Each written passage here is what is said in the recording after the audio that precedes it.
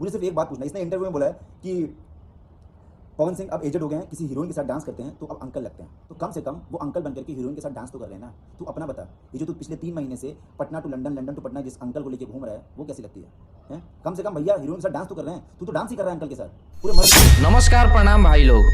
अभी जौन मुद्दा चलता खेसारी लाल यादव और पवन सिंह के विवाद, ये विवाद पर बहुत लोग बोलता, बहुत लोग अपन अपन प्रतिक्रिया देता।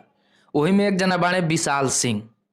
विशाल सिंह के तो हम लोग जाना तक बोलो, पवन सिंह के आगे पीछे घूमत रहे, लड़ियाई रहे, पता ना का रिश्ता बा नहीं खे, एकरा बारे में तो हम बात भी ना करम।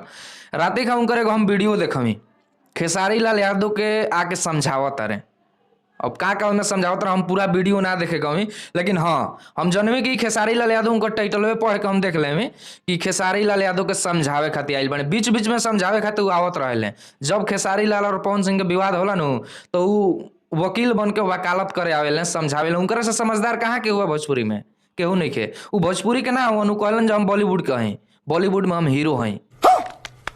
ठीक बा, जौन विशाल सिंह बने वो बॉलीवुड के सुपरस्टार हुवन, अमिताभ बच्चन और शाहरुख खान से भी बढ़न हुवन। अबे साले, जौन पवन सिंह के पीछे पीछे चाटत रहे, थरियवा में जौन बचेला नु पवन सिंह खा के छोड़े ले, आ जौन बचल रहेला तन तन लागल रहेला खाना उहे चाट के जिए ले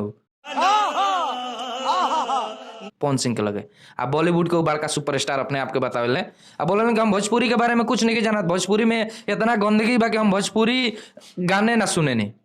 आई वो भुलाता रहे कि भोजपुरी गाने के खाना खा ले पवन सिंह के संगवा रह के। पवन सिंह गावे ले और जौन कमाले नु वही में से बांट बांट खा लो, पवन सिंह के चाटे ला लो तो जिए ला लो। ये लोग लगे और कोनो सहारा नहीं खे। पवन सिंह के संगे एक जना और रहे, उनकर भाई कहा ले ऋतिक सिंह। ऋतिक सिंह पवन सिंह के भाई होवन, लेकिन उनकर वो लोग लगे बुद्धिए नहीं खे। पवन सिंह इतना बड़ सुपरस्टार अपना भाई के का कहते रहे कि जा गावा खेसारी लाल यादव के छाका छाका कह के गाना गावा। और पवन सिंह सुपरस्टार बने, लेकिन उनकर भाई आ पवन सिंह के लगे इतना दिमाग नहीं खे कि हमारा लगे उतना काबिलियत बा कि हम अपना भाई के बॉलीवुड के एगो गायक बना दी, एगो सुपरस्टार बना दी अच्छा से मेहनत करा के। तो उजन तरह का कराते रहे उन्हें, वो बॉलीवुड के काहे के कलाकार बनाओ, वो भोजपुरी में आओ आ लोग के गरिया गरिया के गाना गाओ। अब समझ लो पवन सिंह के समझदारी यही तरह दिखाई देते हुई कि पवन सिंह कितना बढ़न समझदार बने। वो अपना भाई के कितना बढ़िया फ्यूचर सिक्योर कर रहा बने भोजपुरी इंडस्ट्री में। अब तो हम लोग यही से अंदाज लगा ले बोलो, पवन सिंह के बहुत लोग नाहियो जानत हुई, ऋतिक सिंह एगो भाई बा पवन सिंह के, वो खेसारी लाल यादव के गरिया गरिया के गाना गावेला।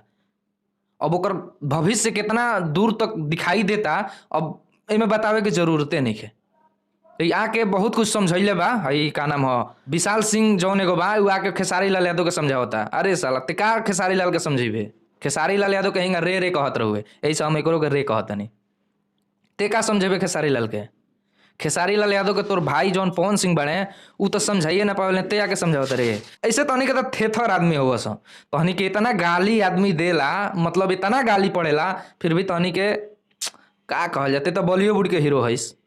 छोड़ तोरा बारे में तोर तो लेवल इतना बड़ बा, इतना बड़ा लेवल बा कि ते पवन सिंह के झूठ अगर ना चाट के जीत साला ते मरिए जीवे। अब ते यही से समझो कि कितना लेवल तोर बढ़न बा। ठीक बा, ये वीडियो में ज्यादा ना बोले, इतना ही।